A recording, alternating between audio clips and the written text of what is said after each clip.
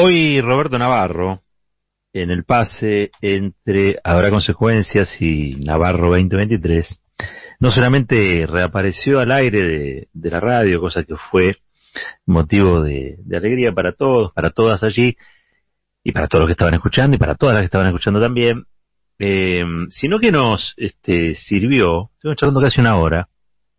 Él está bien, se está recuperando de un tratamiento que le salió muy bien y que hoy ya mismo está entrenando, está corriendo. Todo eso lo contó al aire.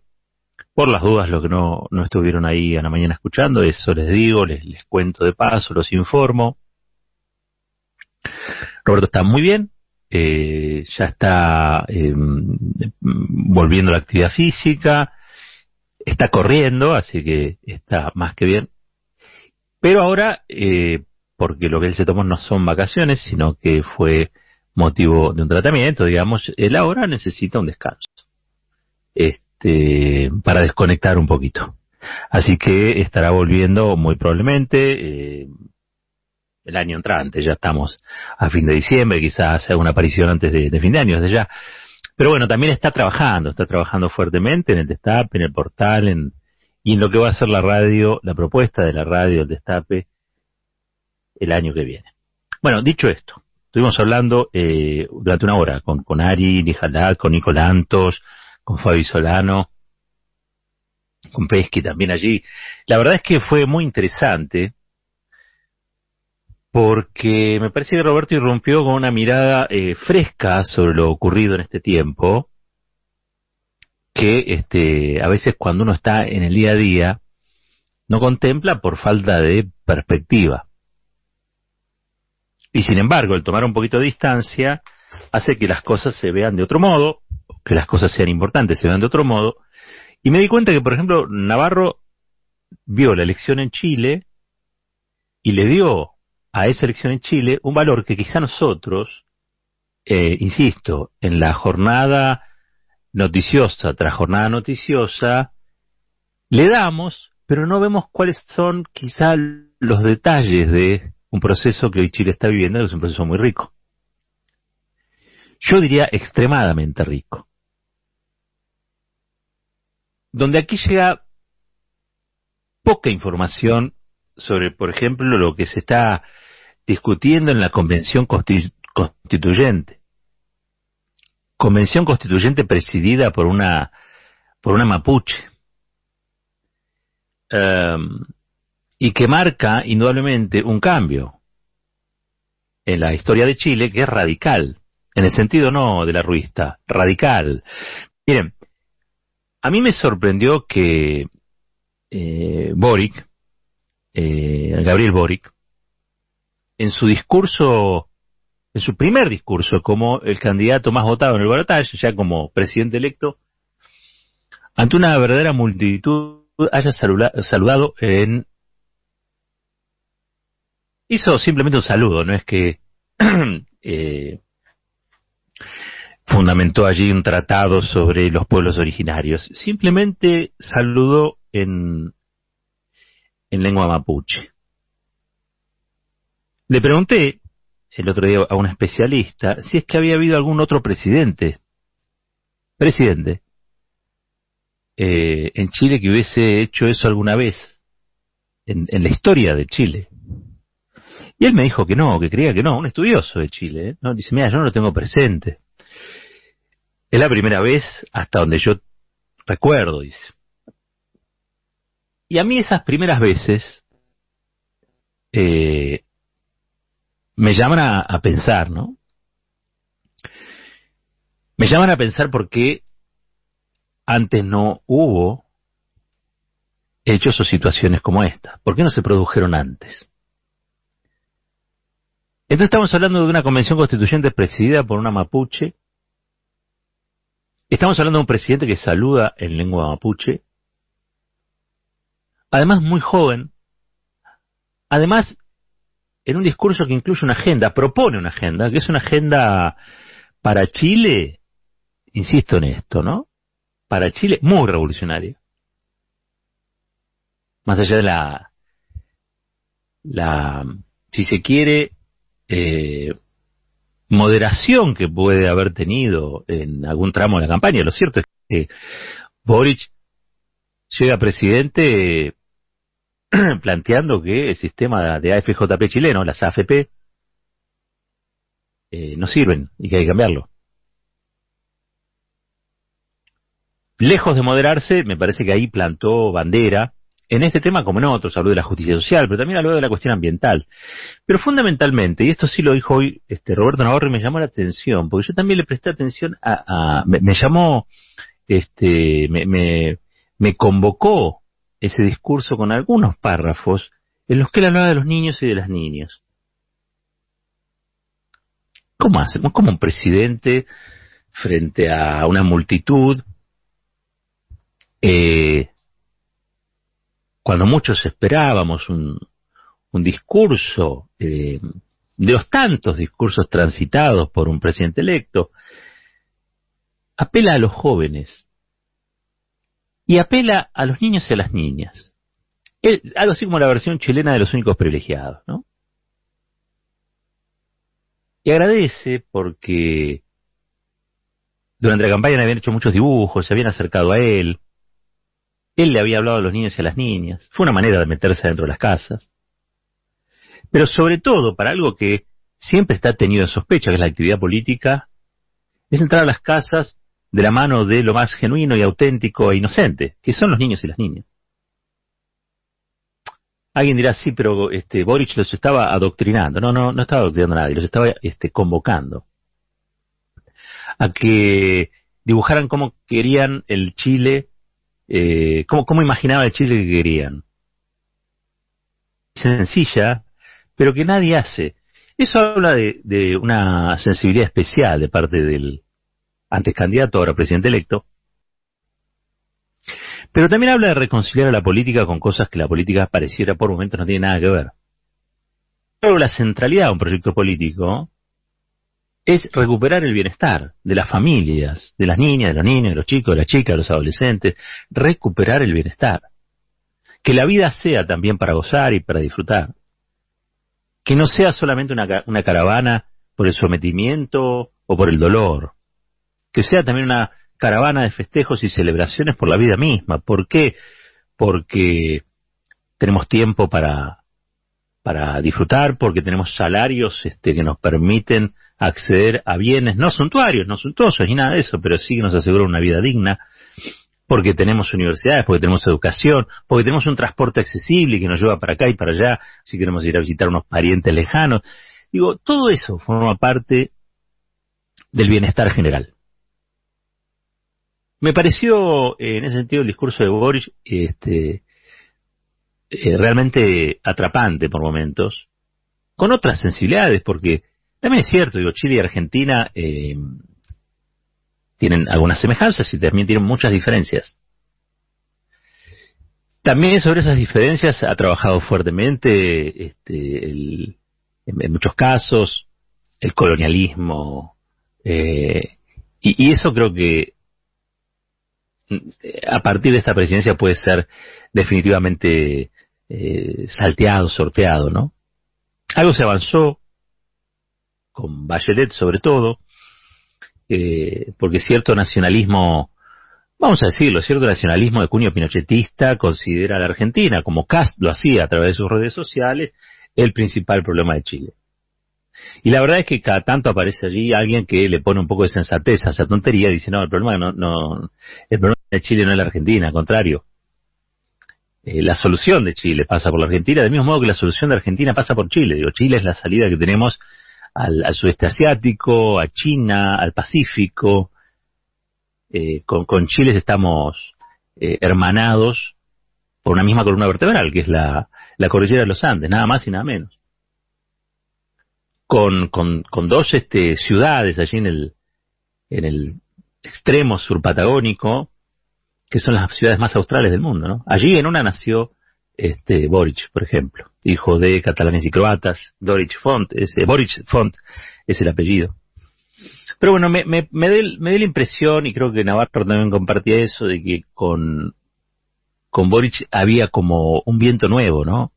un viento nuevo soplando en la historia de Chile, con ciertas cosas que antes no pasaban, con ciertas discusiones que antes no se abrían. Y claro, nada más y nada menos se está discutiendo una nueva constitución nacional,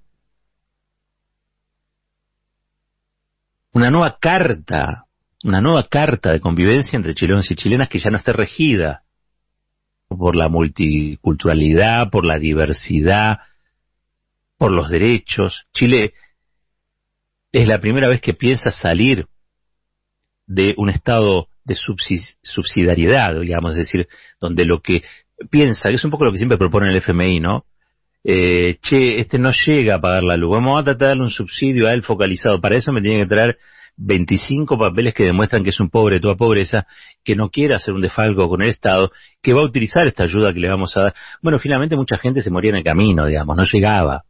El Fondo Monetario tiene muchas de esas cosas, ¿eh? Es mentira que el Fondo Monetario se desentiende de los pobres. El Fondo Monetario tiene para los pobres y estimula a los países políticas de beneficencia, políticas de focalización de subsidios. La famosa segmentación de subsidios que se está discutiendo acá tiene que ver con eso. Después discutimos si eso es justo, es injusto, es más equitativo, es viable o no es viable. Pero es verdad que el Fondo Monetario no es que se desentiende de los pobres. Tiene esa lógica. Esa lógica no es muy peronista, que digamos. Esa lógica no es la de un gobierno que asegura derechos.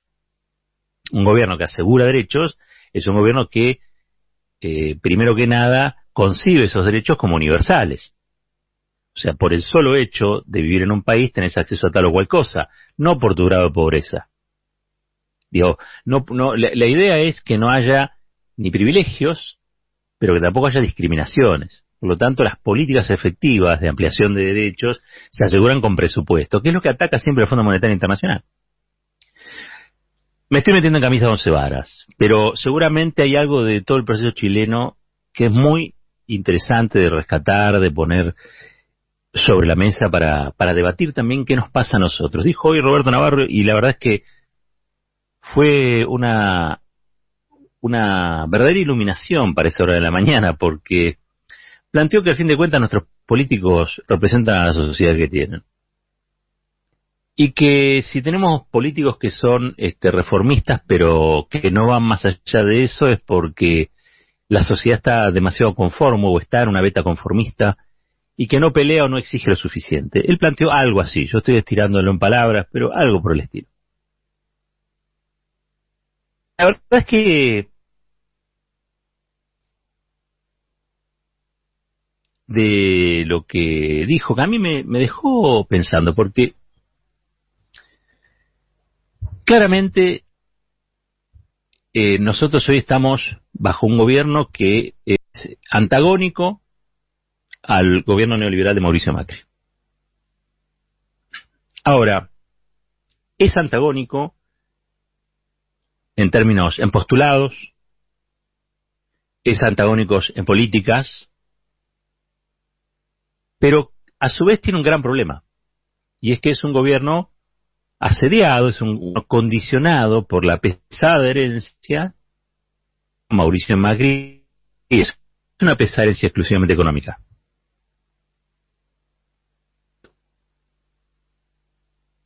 La pesada herencia de una correlación de fuerzas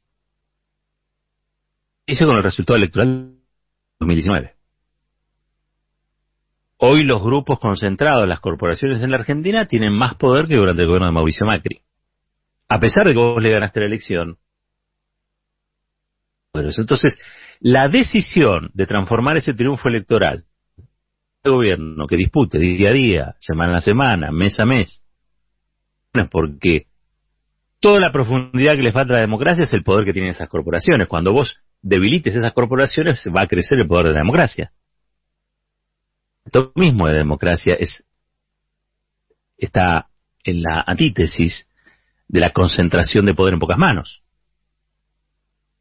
Ustedes saben, es el gobierno del pueblo, por el pueblo, para el pueblo. No para las corporaciones. Tenemos una Corte Suprema de Justicia que trabaja para las corporaciones. Tenemos un Poder Judicial que en gran cantidad milita para las corporaciones. Tenemos medios de comunicación concentrados que militan para las corporaciones y son parte de esas corporaciones. Tenemos embajadas extranjeras que hacen lobby abierto en la Argentina, cámaras de comercio de los Estados Unidos y de otros países que hacen lobby a cielo abierto diciendo esta ley me gusta, esta ley no me gusta, esta ley debe aprobarse, esta ley no debe aprobarse. Todo eso es el asedio y el condicionamiento que sufre el gobierno del Frente de Todos. Y me parece que no es con reformismo que eso va a cambiar.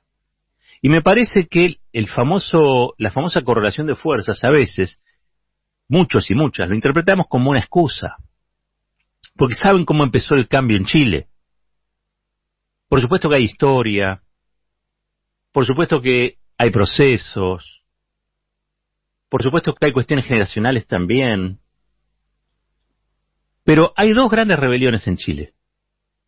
Pasadas las rebeliones antidictatoriales de la Vicaría de la Solidaridad, las del Frente Patriótico, las del Partido Comunista, las de aquellas que realmente combatieron en las calles a la dictadura chilena, en democracia hubo dos grandes rebeliones que trataron de romper el consenso, la Moncloa que proponía la concertación. Y también el consenso por derecha que proponía el pinochetismo residual que está presente en Piñera o en Kast. Y fueron dos rebeliones juveniles. Una, ustedes recordarán, impresionante, que tenía que ver nada menos que con Boric, el actual presidente, con Camila Vallejos, que fue una rebelión enorme, producto de la falta de acceso a la educación, una educación solamente para ricos, pero también por el costo del boleto. Gobernaba Bachelet. Después hubo otra que es más reciente, hace unos años, por el costo del boleto del subte. Y también fue una rebelión juvenil. Y esas dos rebeliones cambiaron, desafiaron el orden establecido por el legado pinochetista. Miren que en Chile, a diferencia de lo que ocurrió en la Argentina, no hubo una transición, no hubo madres y abuelas que pudieran orientar al movimiento democrático, sino que por el contrario, hubo una especie de transición entre la dictadura y la democracia, donde por mucho tiempo el poder institucional incluso estuvo gobernado por el pinochetismo. Había senadores vitalicios, entre ellos el propio Pinochet. No es una democracia vigorosa la chilena, o no lo fue, por lo menos hasta ahora, sino más bien que fue una democracia cautelar, porque el poder real seguía estando en Pinochet, en los carabineros, y en las grandes corporaciones, y en las multinacionales que operan en Chile. Ese poder sigue estando intacto en lo económico, pero es evidente que el pueblo se ha terminado de cargar a través de la revuelta y la rebelión, primero juvenil y luego ya masiva, de los últimos 2 años, ha corrido los límites de la cultura pinochetista. Se ha sacado el miedo de encima. Hay una juventud, hay un nuevo Chile que está pensando en un Chile del futuro que representa a Boric con 35 años. Con 35 años y con ideas de izquierda. Eso es maravilloso. Porque a diferencia de lo que ocurre acá, es como si Videla durante mucho tiempo hubiera sido popular y hubiera sido senador compartiendo, no sé, gradas con Cristina Kirchner. Eso fue lo que pasó en Chile durante años. Y las víctimas golpeaban y nadie le daba bolilla. Hace unos años recién se retomaron las investigaciones por las violaciones a los derechos humanos, pero también había ahí una componenda horrible entre aquellos sectores que han sido partícipes y otros que decidieron que no valía la pena revisar el pasado y que había que mirar al futuro. Estas rebeliones juveniles fueron contra Pinochet, pero también contra esa mirada, que fundamentalmente se reflejaba en la concertación. La concertación de Lagos, de Bachelet. Ojo, la concertación de Lagos y Bachelet ahora terminó votando a Boric, o llamando a votar a Boric. Primero porque ya era indetenible. Indetenible me parece su victoria. Y además, enfrente estaba el pinochetismo, ¿no? Estaba Kast, nada más y nada menos. El resultado es contundente, 12 puntos de diferencia. Pero lo central son dos organizaciones, el Frente Amplio, el Partido Comunista de Chile y la propuesta de Boric. Pero básicamente es una izquierda que se animó a cuestionar a el progresismo y al reformismo. El otro día el presidente decía que el reformismo es buscar los cambios dentro de lo que hay con las leyes que hay. dado el cambio con las leyes que hay dentro de las posibilidades de lo que había, no hubiera habido revuelta. La revuelta forzó todas esas normas. La revuelta generó una nueva realidad. Una nueva constitución que es la que se está discutiendo. Y un nuevo presidente de 35 pirulos. Vuelvo a la Argentina en función de la charla que teníamos hoy tempranito con toda la banda linda de Habrá Consecuencias y de Navarro 2023 en el pase. Y me hago una pregunta. Y esa pregunta es si no hace falta en nuestro país identificar cuáles son aquellas corporaciones que se han beneficiado de un momento de empobrecimiento general. Las 500 empresas más importantes del país todas ganaron dinero, y mucho dinero durante la pandemia. Hay 10 millones de pobres en la Argentina, gente a la que hay que ayudar para alimentarla, hay que darle comida, ¿sí? Frente a ese panorama, algo hay que hacer. No puede ser ni el conformismo ni puede ser el reformismo. El reformismo, ¿saben qué? Peca de lento, peca de lentitud. Tampoco estamos proponiendo la revolución jacobina. Pero sí tomar 2 o 3 ejes, hacer una cadena nacional, convocar a la gente a que sepa cuál es la agenda de gobierno y qué es lo que se pretende cambiar. Y explicar, asumir, que para cambiar ciertas cosas tenés que elegir a quién beneficiar y a quién vas, de algún modo, también a perjudicar. De eso se trata la administración de algo. Quizá la palabra perjudicar sea una palabra que asuste a algunos, qué sé yo. Pero por lo cierto, recortar un privilegio es perjudicar al privilegiado. Lo que vos no podés hacer es perjudicar a que ya estás perjudicado. Y en la Argentina son millones de personas. Y eso no hace más pobres a los pobres, hace más pobre a la Argentina, también a sus ricos. Lo que pasa es que cada vez que la Argentina es conducida por las ideas que los ricos tienen sobre la Argentina se vuelve más pobre. Porque lo único que se les ocurre es un sistema institucional, político, jurídico, que sea beneficioso para sus intereses. Y se deslindan de los otros y de las otras. Si los chilenos pudieron hacer todo lo que hicieron en lo que era el modelo del neoliberalismo salvaje, eran Chile y Perú. En Perú hay un presidente obrero, un maestro que está viendo a ver cómo la resuelve. Se la hacen re complicada, pero llegó ahí por algo, ¿no? Y sin embargo, las cifras de crecimiento económico durante la última década eran impresionantes. En Chile pasó lo mismo. Las cifras de crecimiento económico formidable. Y sin embargo, revuelta popular, revuelta estudiantil, sublevación en las calles, combates callejeros, hasta que finalmente se está pariendo una nueva constitución y un presidente de izquierda después de 40 y pico de años. 44 creo, si yo no recuerdo mal, o 45.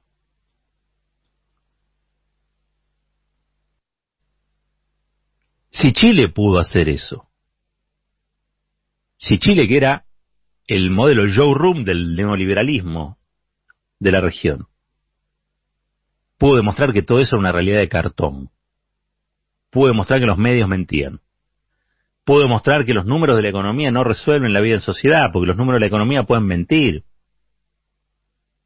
y que los modelos son con la gente adentro, los modelos exitosos son cuando la gente crece, cuando tiene eso que Boric dijo y nosotros tenemos que volver a hablar, tiene bienestar.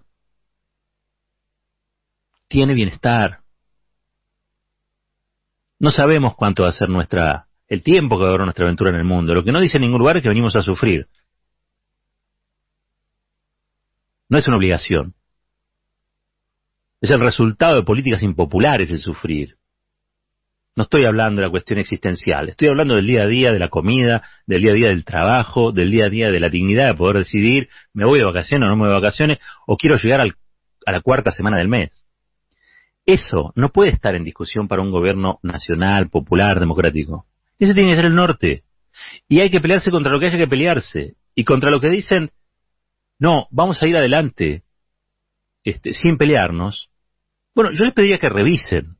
Tampoco es que uno tiene que ir a empujarse con nadie. Esto simplemente se trata de verificar en los hechos, en la práctica, cuáles son las prioridades, cuáles son los grupos y sectores a los que hay que atender. Una perspectiva de beneficencia, de subsidio, sino de derechos. Y ahí se van a empezar a acomodar muchos de los melones como se acomodaron en Perú, como se acomodaron en Chile. Argentina lo viene haciendo. Es un problema de velocidad. Es un problema de velocidad. El reformismo es la marcha lenta del auto. Y hay que imprimirle un poquito más de velocidad. Porque saben que el riesgo que corremos en la Argentina, y no es un riesgo menor, es que el malestar ciudadano sea atribuido a las acciones de este gobierno o a sus inacciones, lo cual es peor. Precisamente este gobierno que viene tratando de arreglar todo aquello que desarregló, todo aquello que desordenó, todo aquello que rompió Mauricio Macri, pandemia del COVID después. Sería muy injusto con este gobierno. Pero también es cierto que cada uno sabe cuál es su destino. Y el destino de Alberto Fernández, de Cristina Fernández, el destino del gobierno del Frente de Todos adentro, y nosotras adentro, es acompañar esta oleada que nace en Perú, que nace en Chile, que se da nuevamente en Bolivia a partir de la derrota de Áñez. El año que viene se vea revitalizada con el triunfo de Lula en Brasil. Habiendo hecho punta, no nos podemos quedar atrás. Esto es Fuerte y al Medio.